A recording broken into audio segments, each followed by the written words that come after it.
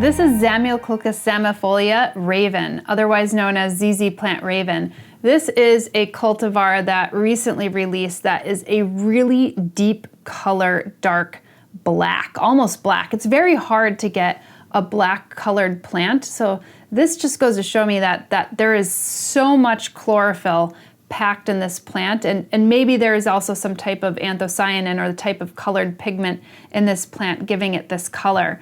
Now, I've covered ZZ plants before because they are really easy, low light conditioned plants to actually live with, and I have two of these actually now, and I'm growing them strangely enough in better light conditions than I would be giving my green ZZ plant. But I would imagine that these particular plants could be grown in even less light condition than my green one, and my green one would actually like to have a little bit more light because it probably has less chlorophyll. As you can see, this is a very succulent plant, and it has these leaves that have this shiny, waxy cuticular surface, and that to me just goes to show that, oh, this plant wants to hold on to its water and probably has the capability of holding on to its water. So you don't need to water these plants all that regularly.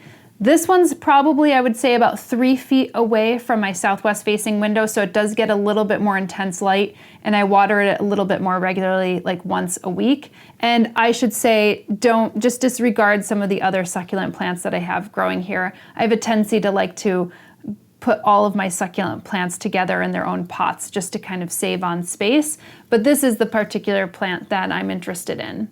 This is an aroid for those of you who are aroid addicts and know what I'm talking about. Things like philodendron and monstera. This is in the same kind of family, and this is a little bit more of an ancient aroid, and it grows in Africa. But this has been a cultivated variety now, selected for the color of its leaves.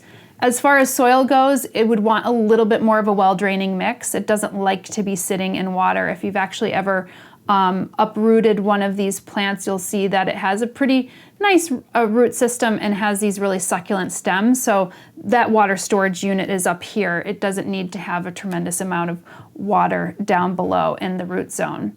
As far as propagation goes, you could actually propagate it through division, and you could also take leaf cuttings of Zamioculcas zamiifolia, and those will actually propagate up quite readily.